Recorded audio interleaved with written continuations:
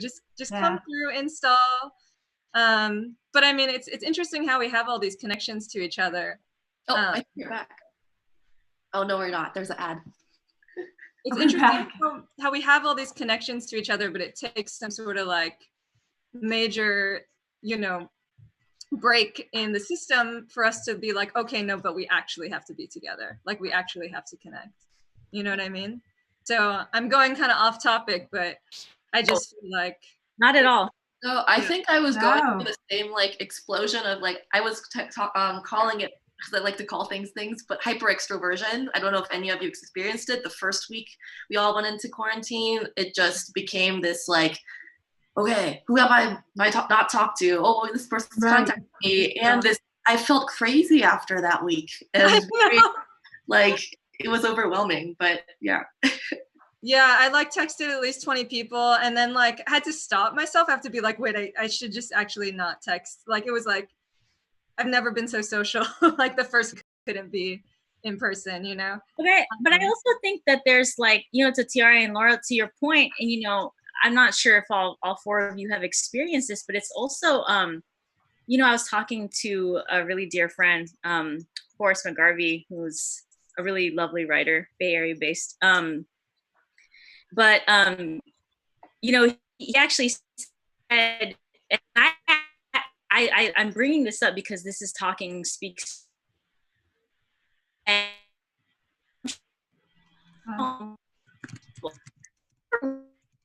not. And you know, that the especially if you're I'm breaking up. Yeah. Is it okay? Can you hear me? Oh, am I breaking that? Yeah, really frequently. Okay, it's like, I think it's your tentacles, Thierry. Yeah. Yeah, that's what I was asking. Let me like, let me cool the look. I think you're into the metaphysical. Oh yeah, that's fantastic. You look very horny. I'm back. Can you all hear me? Yes. Yay. Okay. All right. Sorry about that. Now it just looks like I can't see any, but that's okay because I can hear you. Oh yay. No.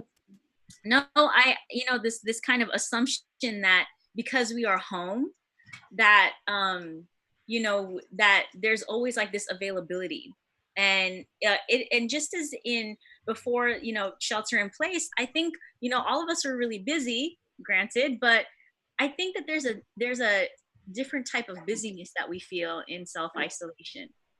And so I guess that there was a part of me that was wondering how you all felt about how much emotional labor you feel that you're expending now, that, and how is that exacerbated because you have to do it almost exclusively through technology, digital technology.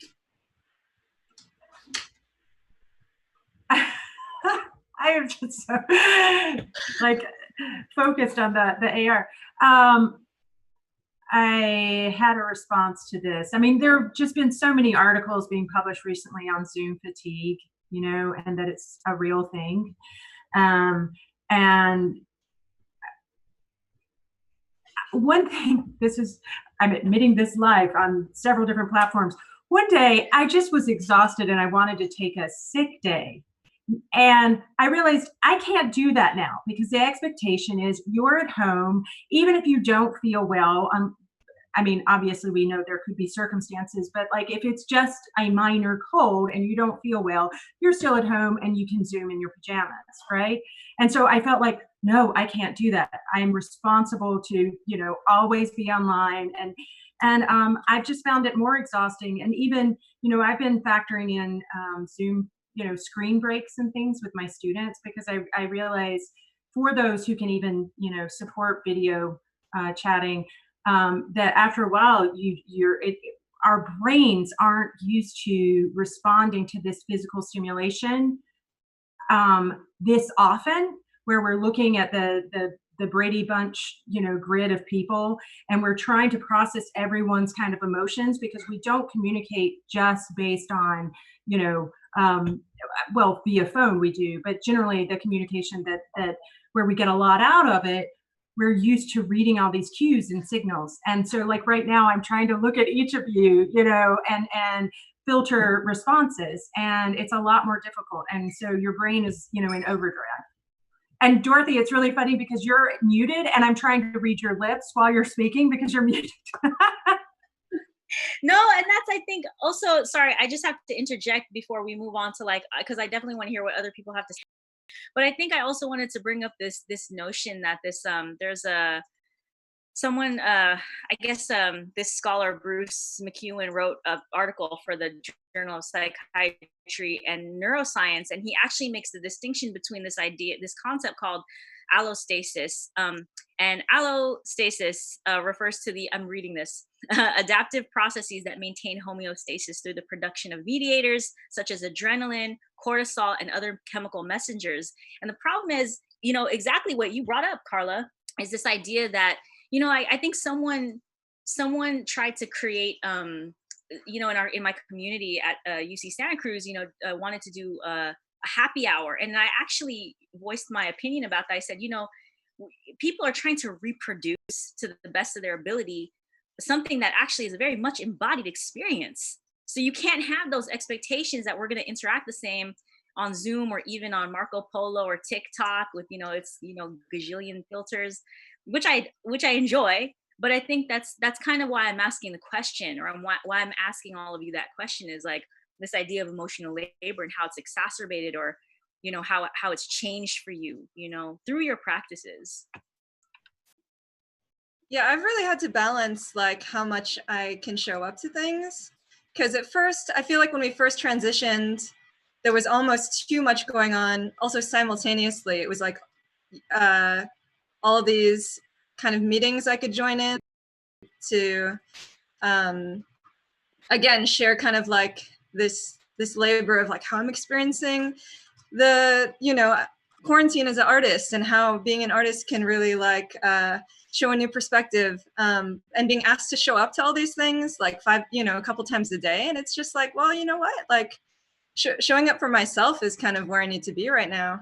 Because as you've all been saying, being on Zoom, it takes a lot of focus. Like it takes a different set of, both cognitive and muscular tools and skills to really like realign and kind of be present in this Brady Bunch view, So, and we're missing a lot of cues, we're missing, all the mannerisms. I didn't have to do my makeup today, you know what I'm saying? Like I can just put on these filters. That's kind of cool. But at the same time, it's like, I probably had to sleep an extra hour so I could be here, just to let my brain reset. So there's a lot of labor that goes into being hyper present, and also like it's kind of, you have to do extra work making sure that, like, again, that the time zones line up. Like as an artist, you also have to be your own secretary and your own administrator, as we all know. So I think there's like a fourth role now, or a fifth role that we've added with this like need to be constantly online. So yeah. But I enjoy the looks. I enjoy the no makeup. I enjoy the commute. So that's at least one perk. Clark, how did you have something to say to add, please? Well, I've got anecdotes in some ways on sort of two sides of the equation. And the first is that I've got an extended family, right? And some of my cousins I haven't seen for years. And because of the crisis, we now have a weekly Zoom chat. And I've got, again, like cousins I haven't seen in a decade who now I've seen like 4 or 5 times in the last month, you know what I mean? And it's actually enriched our relations. And I think too, the sort of way in which we've come together, it's like there's a crisis and we've come together and we've checked in with each other. On the other hand, the San Francisco Art Institute, where I teach, shuttered its doors, and for good, after 150 years. And the semester's not over. And then we're also trying to communicate with the Zoom chats, right? And given everything, the number of students who show up at all, their ability to focus and to follow. Sometimes I'll be lecturing and I realize people have, checked out, and, you're like talking into the void, So anyway, I'm definitely feeling some disconnection and loss of relationships that are important to me.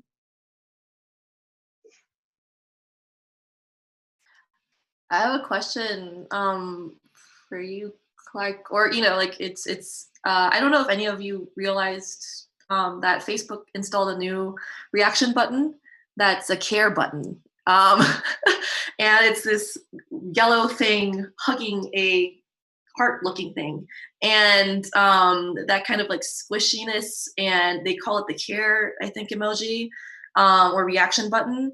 And I'm wondering how you're coping with your students or other faculty members and staff who have, or lost their jobs during this time or going forward, coping with the flatness of this experience. TRA mentioned Brady Bunch, which is a humorous way of putting it, and I love it. But also, like, I stopped using virtual backgrounds because I didn't like being engaged with. I just couldn't handle it anymore at some point, because everyone just seems to be on the same plane and just glossed over. And some like question that comes to my mind again is also like authenticity and the authentic relationship, because we're still in touch, right? But we're not really physically touching. And yeah, I'm just curious as of how you're coping with extending care and compassion. It's mushy, but like translating that in through the digital medium that you communicate with. Yeah, in the case of schools specifically, it's difficult, and part of it is that class itself became more informal. And so for the students who do show up, a big part of what we do, at least initially, is like just check in and share our experiences. And so there's that. But in the meantime, there are students who have kind of checked out, and like in any circumstances, it's not really my place to intrude into their personal lives, and yet certainly concerned and want them to know it. So it's difficult. But I think this also speaks to that kind of emotional labor that we're talking about. I mean, I feel as someone who, there's a part of me, like with the students I work with, it's almost like even sending a message, or like making certain that, hey, you know what, I read that essay that you wrote and you made a great point.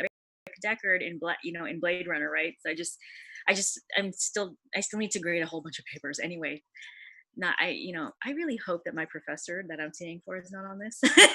But the point that I'm trying to make is this idea of emotional labor that, Clark, you're talking about, and Laura, that you brought up, thinking that, and I really love those t-shirts that say tech will not save us, because I think these are tools. I think something that's really, I always kind of think about, when I think about all the kind of research and reading and writing I've done around this along with you four, is that becomes more apparent. Like the more you actually study and kind of delve into how we are interwoven, via the digital and analog and even physically and through our devices, and even kind of at an organic level, it becomes much more apparent how sociality, or like this idea of embodied experience with one another, becomes much more of an actual needed thing. Like it's very revealing. It's also revealing of the inherent issues in certain structures.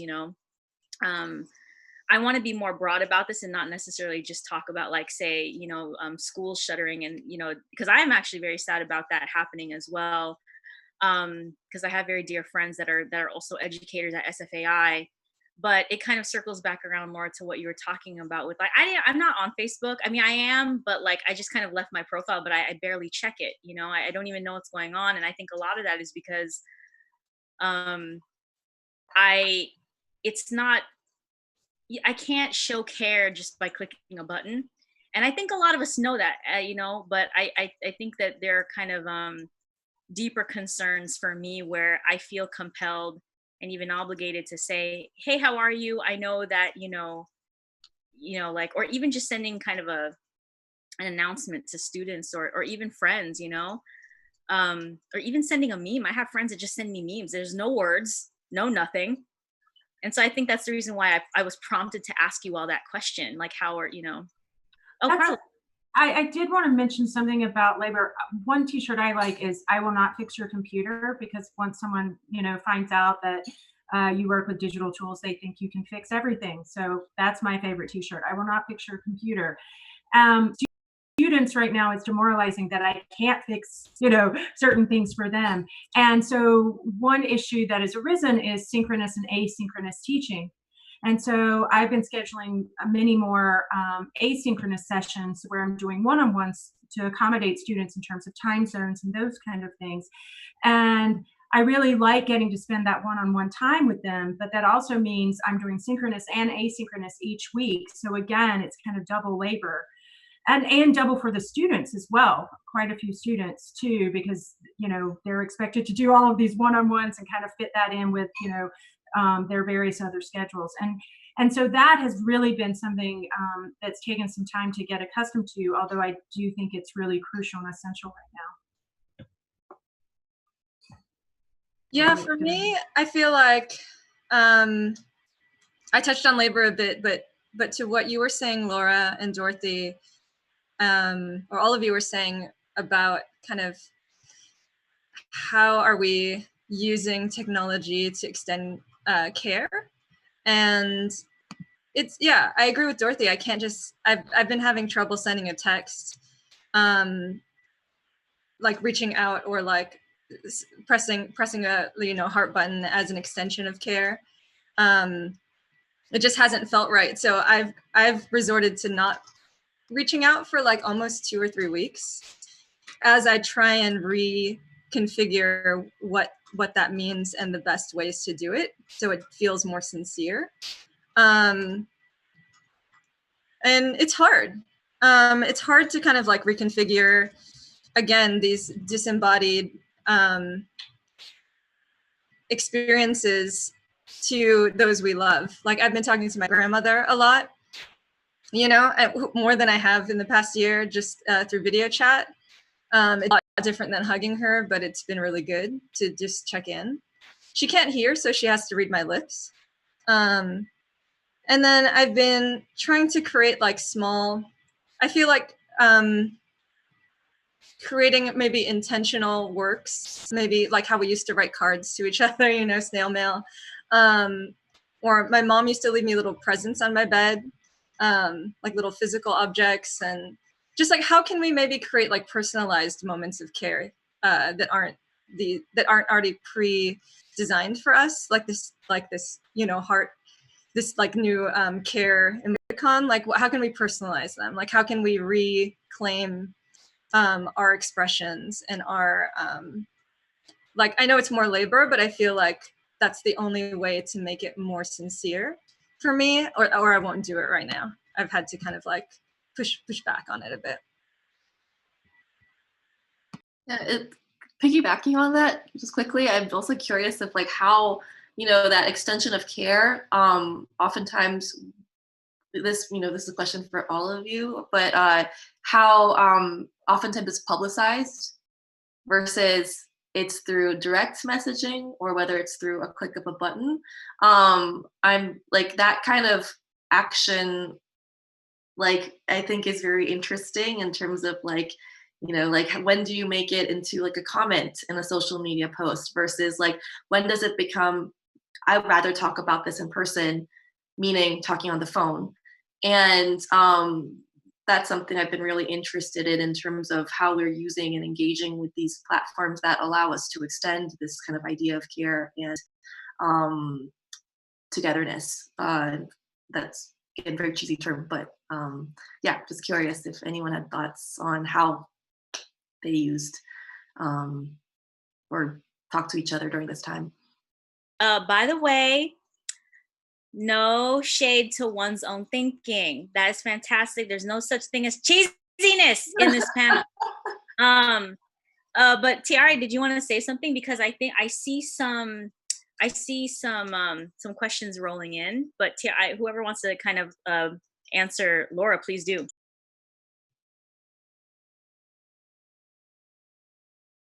Well, my point isn't directly a response, but it almost, there's been a unique experience of connecting with people through the distance and through the isolation, and sort of almost like an ethical moment. And it's funny because this idea of social distancing, right? There's a xenophobic version of it where it's like, oh, let's keep the infection out.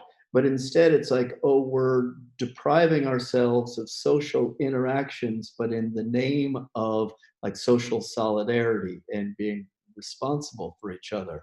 So I have an experience within all of this of actually feeling very connected with people precisely at the moment when I'm not like trying to connect with them necessarily at all. You know, just sort of like, right, this is a project and kind of a moment to like rise to the occasion and to feel the support like that we're doing this together. For me, that's been edifying. And again, it's like, it's not without its affective dimension.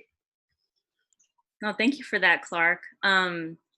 I wanted to actually, there's a question from the Twitch. It's from Aaron G. Aaron, I hope I pronounced your name correctly. Aaron's question, great question. Laura touched upon how she finds the idea of technological interpretation of emotion is not convincing. I'm always interested in these questions of physiological instrumentality in emotion. Just curious about takes on quantification in general amongst the panelists. Ooh, that is a fantastic question. What do you all think?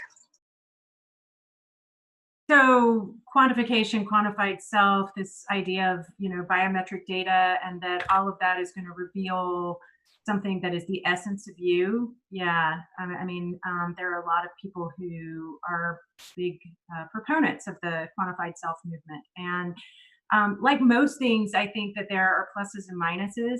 You know, I mean, as humans, we've always been building tools and trying to augment ourselves, you know, and augment our abilities and kind of expand and to understand and know ourselves.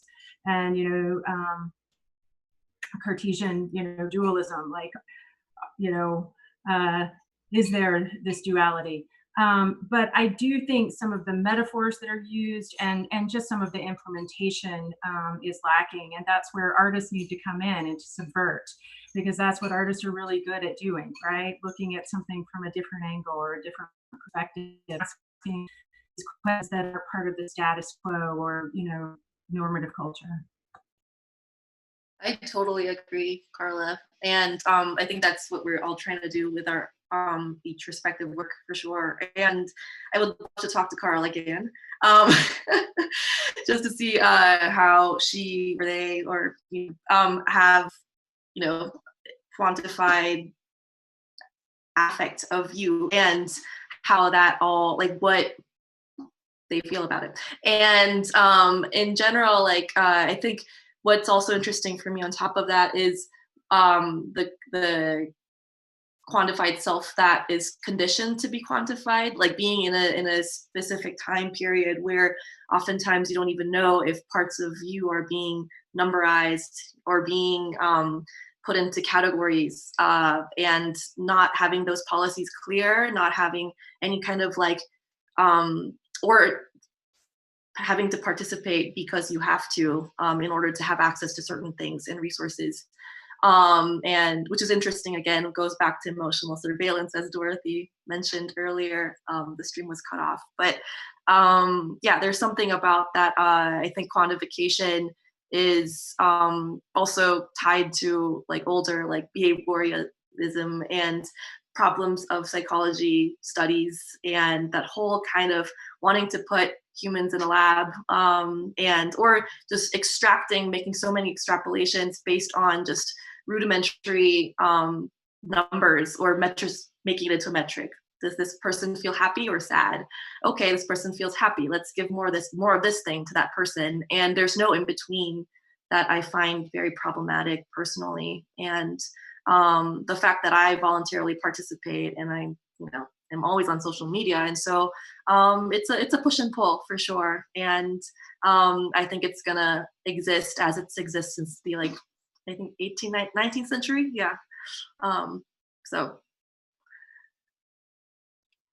That's something else I've thought about, is just the mirrored identities. This is really a quick interjection. All of the mirrored identities that exist of us online that are produced to or aggregated to sell products to us. And, on one level, Carla Gann is that aggregation, but I have agency, and she, they, emerging intelligence is kind of forming an agency beyond that kind of aggregation that is corporate. Tiara, did you want to say something about this, addressing this question of quantification? Well, I was just thinking, I had meant to say something about emotional surveillance back when we were talking about it, and then relating it to quantification, literally like thinking about the cloud and thinking about how there are copies of me maybe being stored, if all of these cloud computing devices are just like storing like all of these thousands of copies of our images, video, etc., so that we can be advertised to again, or that our emotions can be affected kind of by the systems that have created the inequities and kind of like all the way out. These systems of measuring our bodies and then kind of trying to sell those measurements or sell predictions of those measurements back to us through objects and all the shit related to late capitalism. Anyway, and then I was thinking, I just recently watched what I felt was one of the most important films of my life, called Embrace of the Serpent. Has anyone seen it? It's about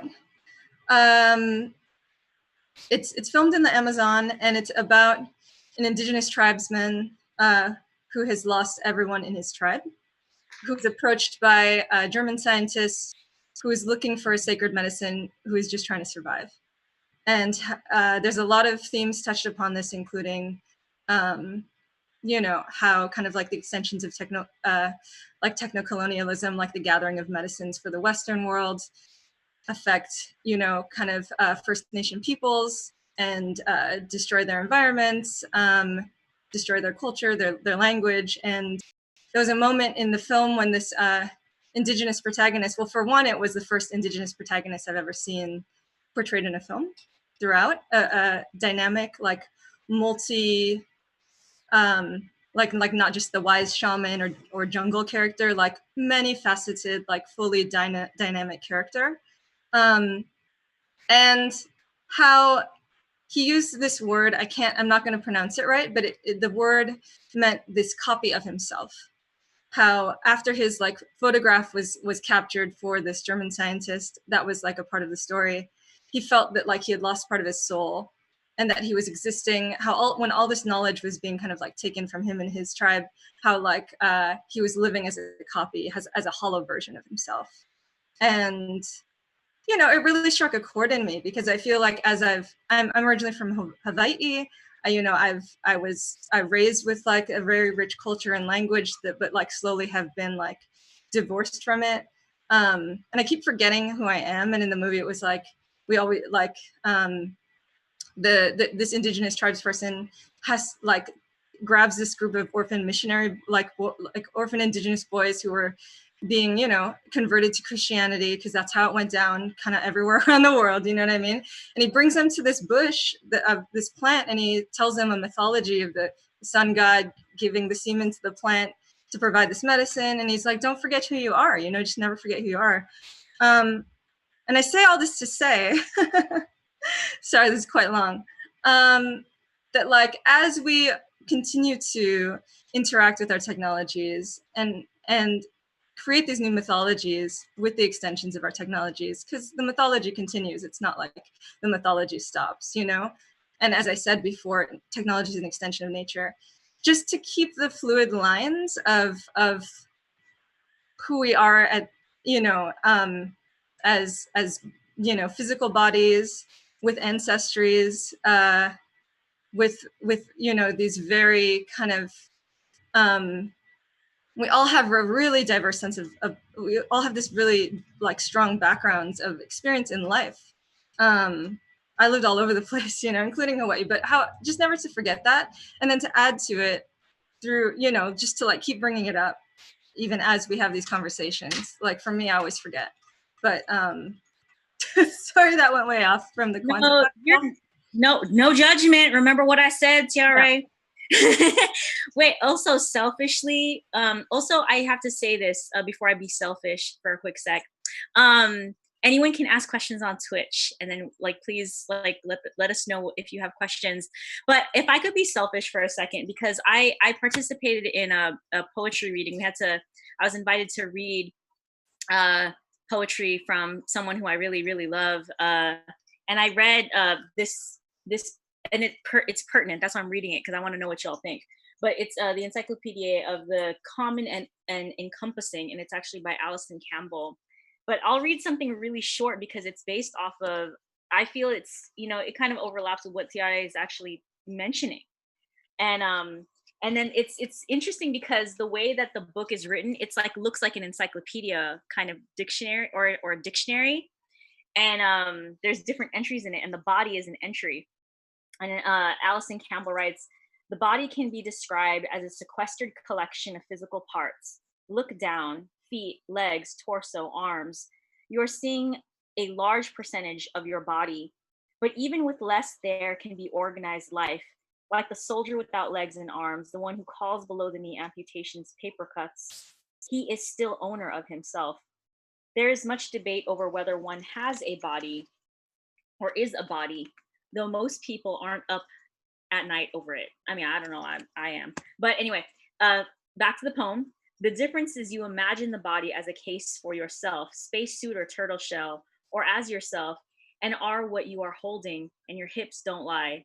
You can only feel a body with a body. You can have no body, and this is different than having no body. See loneliness.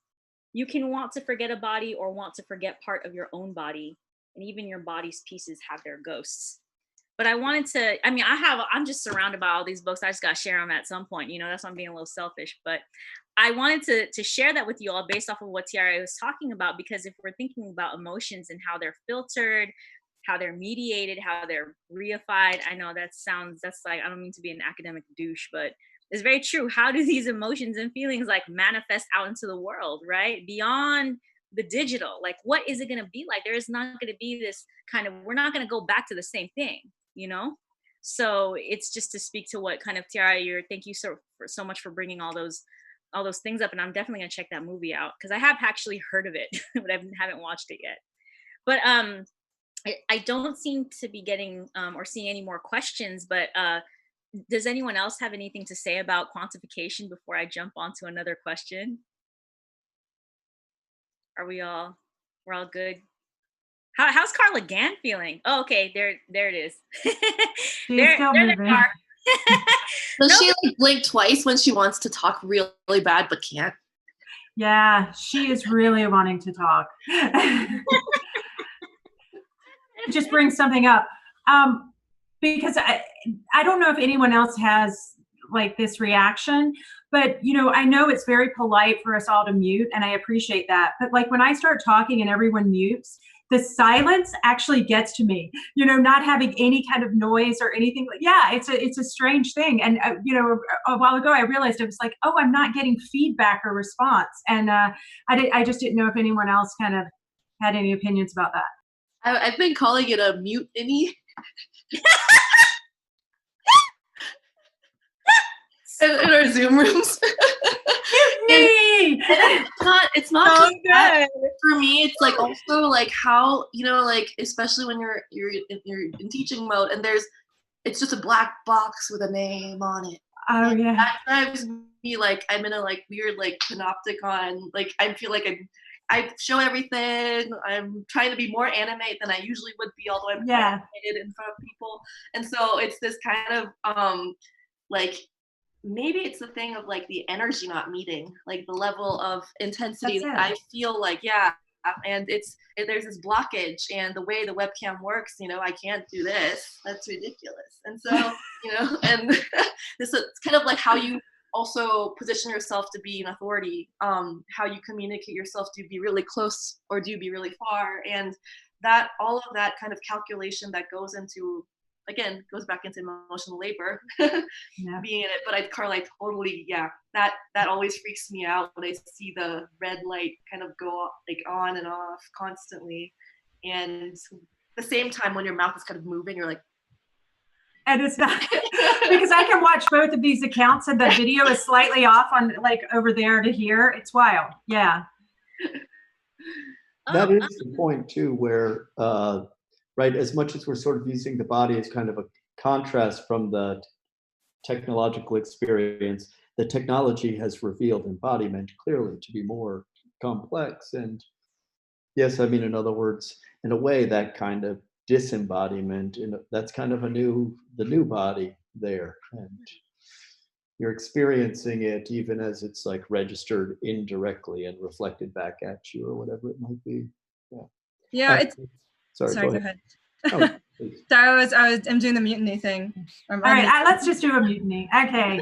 I think we should just have noise so we know that it's more organic. I just cut you off and I forgot what I was gonna say. No, but kind of like reclaiming kind of no. What I was gonna say is kind of like how we're evolving during this time, like the way that our bodies are reshaping, you know, like our posture, realizing it's just like a step in like whatever techno evolution, whatever the fuck that is. But also, what are ways we can reclaim all this facial recognition data that's paying someone at the top, you know, or like, I don't know, what are ways that we can reclaim what is being used now, you know? That's what I'm really interested in, kind of like ways to like subvert, reclaim, tell new stories. Like what are the mythologies that I was talking about mythology, what are the mythologies that are going to develop out of these time? And how can we make them less dark? Like how can we create a transformative sense of healing during this time? Because I think it's totally possible. I think it's totally possible to take this time to co-evolve How are your dreams? On our terms. Oh my God, my dreams are fucking crazy. Right. I wake up in the morning and I'll just lie in bed and I'm like, don't let it, because what happens is I tend to wake up kind of in a start and then I forget my dream. And I've been having wild dreams, and it's documented that people around the world are having, you know, more prolific dreams and much more kind of sensory and fantastical or. Well, speaking of dreams, because there are two questions that came through, and I think they're both because this is actually a really good segue. And then the other question is actually, I've been thinking about this as well. So here, let me ask the first question. I'm interested in how engaging with emotional materiality can be used in practices of world building. How might we create new worlds out of this time of incubation? Imagine alternate realities, sorry, that's a Freudian slip. Imagine alternate futures, build new spaces, etc.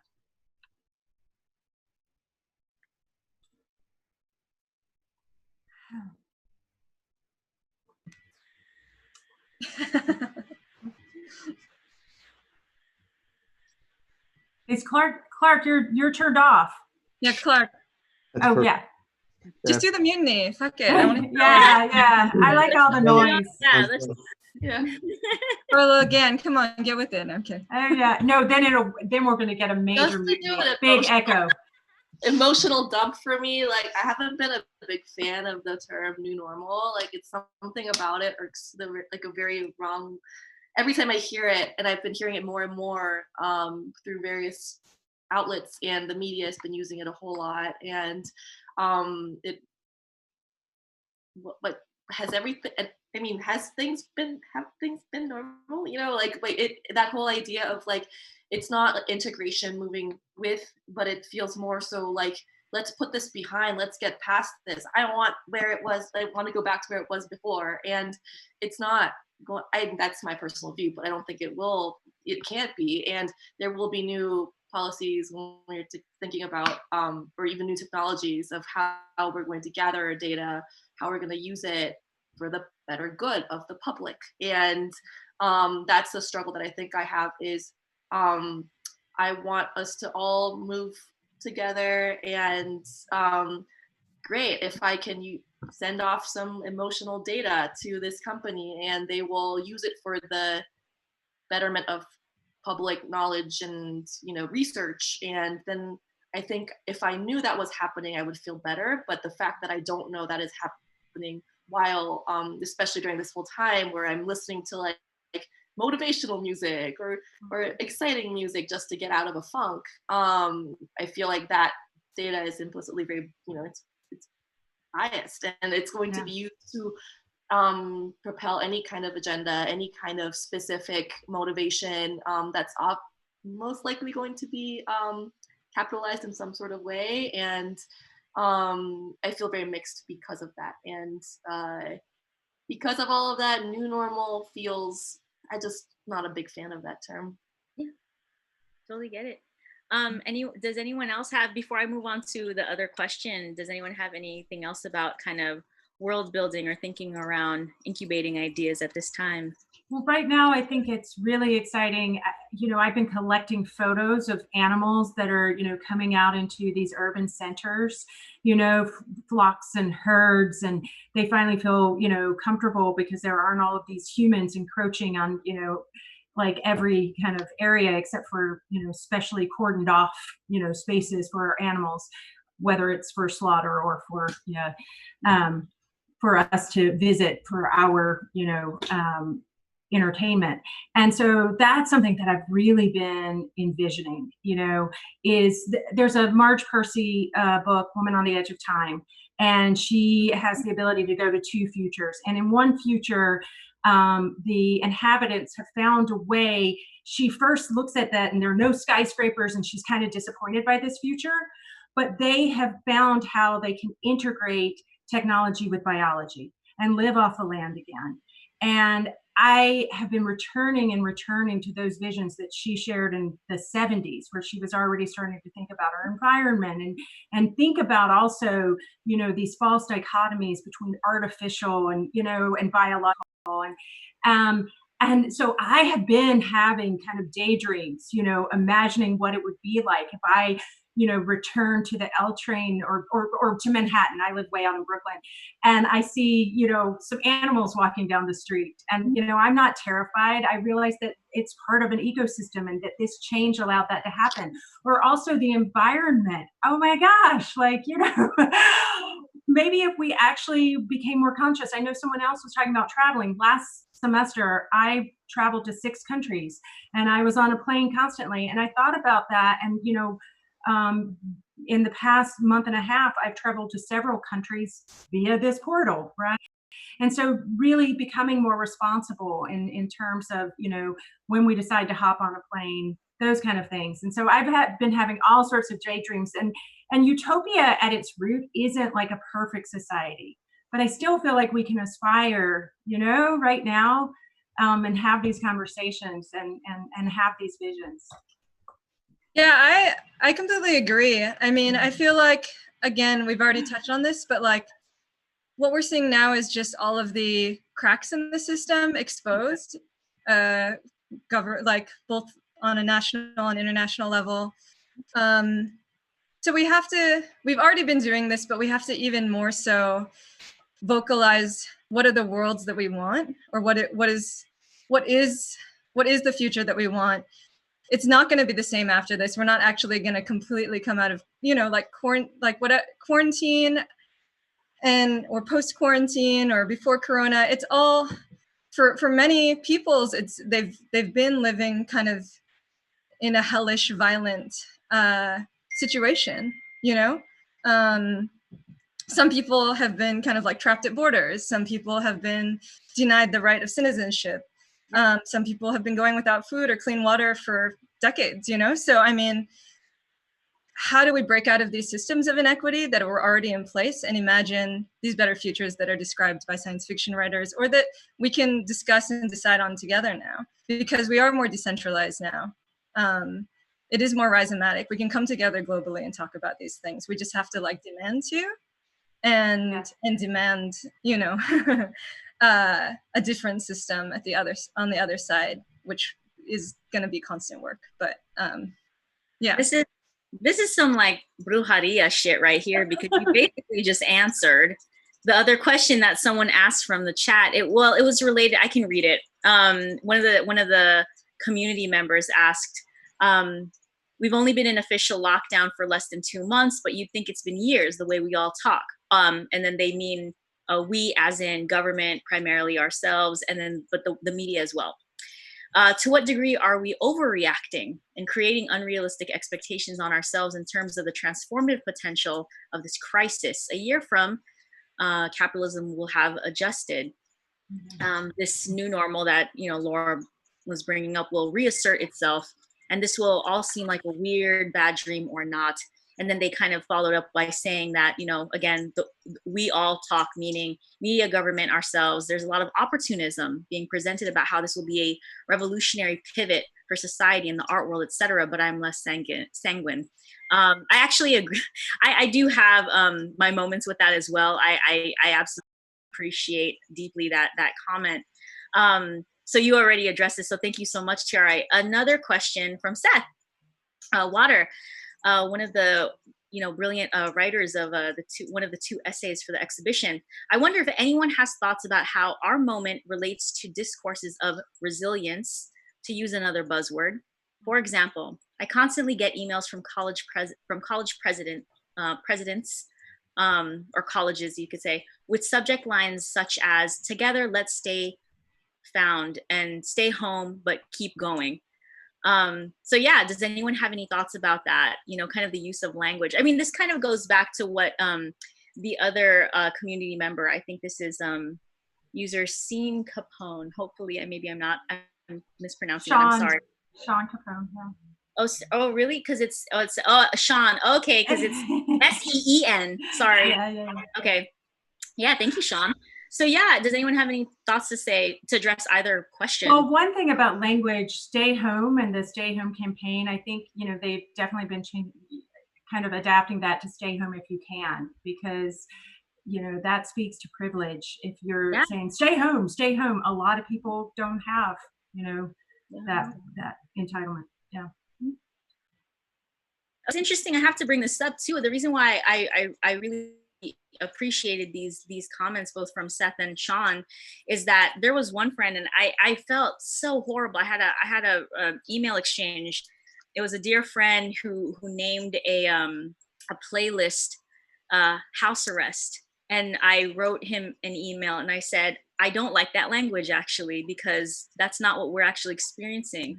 We technically can go outside, you know. And I think about community members. I also have family, and you know, there are family and friends in my community that are that have been incarcerated, but also people in abusive relationships, and which is on the rise. Astronomical. Yeah. So I think that's one of the things to speak to what your point is, Carla, about, you know, we can't, like, language seems to be a blanket that's not a panacea either. Mm-hmm. So it's this kind of understanding that there's an emotional labor that's not going into some of these blanket messages, and that's actually not something that I think a lot of us would want to hear. But it goes back to what Tiare was talking about. Actually, all of you, Laura, Clark, Carla, Tiare, like, you know, a consciousness that is kind of through intentional connection, you know, an emotional kind of investment to what we're kind of saying and how we're acting upon the things that we say, right? Or, you know, speak on social media. So we have 10 minutes. So I'm wondering if anyone has any final kind of questions on the Twitch chat, or like any of you want to ask each other questions. You know, we could go on for like 5 more hours to believe that. About the new normal, and a moment ago, I started to elaborate daydreams and, all of these, kind of fantasies I have about new trajectories forward. But I also, one, am a student of history, and then my own personal history being in New York during 9/11, for example. And I remember at that time, speculating on what life would be like after. And it was actually really shocking. And the nomenclature for it was, New Yorkers, we know how to kind of get back to normal, get back to, work and all of these things. Those aren't any of the expressions. I don't remember particular expressions from then, but that I remember thinking at the time that there had been a wasted moment, when things had kind of come to a still for a little while, and we had some time to maybe reflect in a way that we normally don't. And so I'm not, Pollyannish or super optimistic about the potential this moment has for our future, but I think these conversations, like the one we're having today, can contribute, microcosmically, to some kind of improvement. That's what art does. That's what dreams do. Yeah. Sorry, Clark, Laura, as we wind down. Can we have cocktails now? Well, I think pushing back against the new normal, like normal never existed, and certainly doesn't now. Yeah. And just I think we got to break out of this, what we were already experiencing in capitalism, of having to just be on all the time and having to show up and having to, or show up for work, or having to just kind of be at our computers 12 hours a day and be productive and be contributing. It's just we were in a really toxic relationship with work and labor, as we've discussed. And right now it's just you gotta every day I'm trying to shake that off and be well, how am I going to emerge out of this on the other side? Already, how was I trying to emerge out of this system that kind of has been boxing in my body and is even more so doing now?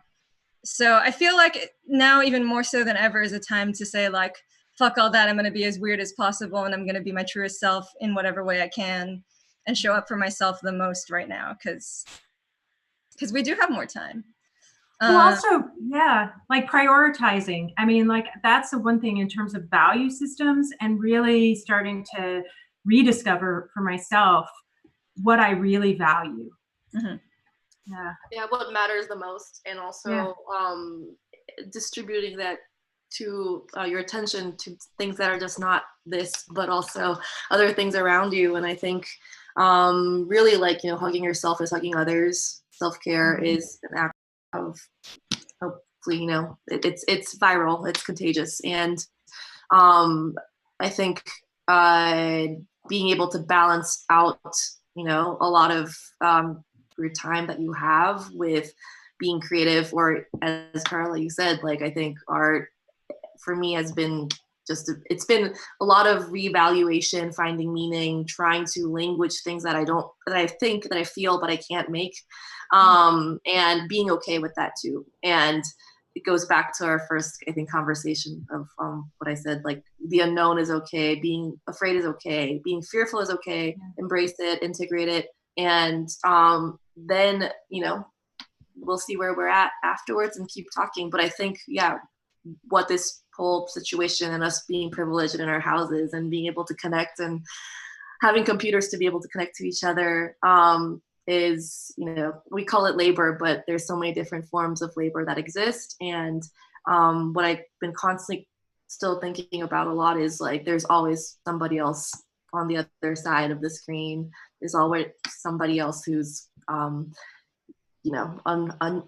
invisible hands, that should not be invisible. And and I think a lot of my time being in my space, in my body, has been helping me a lot to just reprioritize and see what affects me the most, and how I should hopefully use that effectively to create more, to hopefully flip the script and subvert a lot of the ways things have been thought for, forever. And so, super quickly, I just want to say, sorry, super quickly, just thank you, Laura, also for bringing in other species into the work and the conversation, because like like the connection to the squirrels, like that's some of my most profound moments these past 2 months have been with like birds, squirrels, like leaves on trees, you know what I'm saying? Like, so just remembering also like all these other species that have been kind of dealing with our shit for centuries, millennia, like Pest to Power won the Hash Award. If you haven't checked out that website, I'll link it to you guys.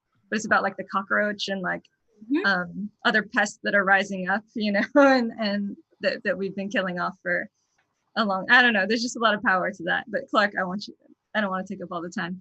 Oh no, thank you, Tiara. That's a beautiful note to end on, but I have one last question in the last 4 minutes for all four of you, if you can answer. I'm gonna kind of reword my original question that started off our conversation. What would you like the person who is, or shall I say the community that is watching right now, what is your hope of how they will feel alive, in whatever moment they're watching this? Like, how would you hope for them that they world build? What is your hope?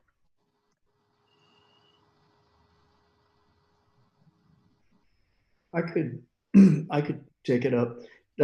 For me, it echoes back to the earlier question about emotional materiality and worlding in general. And I thought it was a great question, seeing all the explorations of worlding in new media, and to recognize technology as indeed giving us the capacity to create worlds of all different sorts. For me, the question about, this isn't really an alive answer, but hopefully it'll do. The question about emotional materiality, or one feature of it, is as an antidote to a kind of technological determinism, right? So if technology is indeed integral to our constitution, in some ways shapes a lot of our experience, that it in itself is not sort of determining from without, but is already bound up with economics and politics and ideology. And in a way, to say like it's an incarnation, along with economics and politics, maybe specifically at the level of ideology, right? It's an incarnation of affect, right? And so that the worlding work is not necessarily or so much the zeros and ones, but in some respects coming to terms with the affect that informs our relationship to each other, and indeed to the natural world and to the world around us, in other words. And I take it that, again, that is the artistic contribution and sort of corrective, which is to say, this is already an affective work, and we need to open it up to its fullest expression and possibility. And maybe that's a version of the kind of liveliness that we could take away. Thank you. I also mentioned something, Tiara, to your point about, in the past few months, your experience with a leaf or, an animal. For me, I because, I'm living in an urban area, my relationship with my cat has evolved and really, because I'm with him 24/7 now, watching his behavior and taking note in a way I hadn't before. And but I also spend a lot of time, if anybody's seen Netflix, Absurd Planet, it's amazing, and there's so many fantastic creatures, and I just, like, the other night I binge watched the entire thing. And I would hope someone would feel liveliness alive through just recognizing how wondrous this world is. It is so wondrous. Word. Wild Galapagos, I think. Also, if you want to talk about isolation and how those creatures evolved, that shit is crazy. I have so much mad respect for all the creatures on Galapagos. And if I was going to say how I want people to envision the world and move forward, just move forward with more compassion and mindfulness for all creatures. Yeah. Laura. Oh, I was just gonna say, yeah, be a blob. It's okay to be blobby. Yes. Yes. The blob is a perfect metaphor. Yeah, a great way to end. Yes. Thank you so much. Oh my God, I had a blast. This is amazing. Thank you, thank you, thank you so much. Thank you so much. This is great. Fun. Thanks, Violet. Oh yeah, sorry guys, I'm using my sister's Twitch account, so I appreciate you bearing with me for that.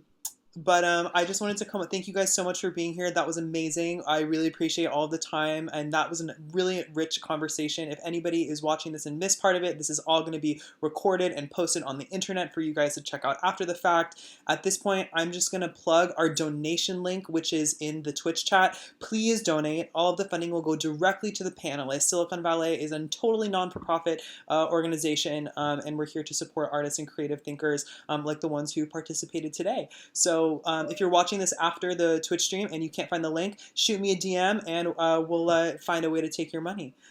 Thank you so much, everyone. And I'm looking forward to seeing you at the opening for What the Fuck version 2 tomorrow. We'll be right back here on Twitch at 11 a.m. PST, 2 p.m. EST, and 7 p.m. British time. So hope to see you all back here again. Yay. Awesome. Thank you so much. Bye, guys. Bye.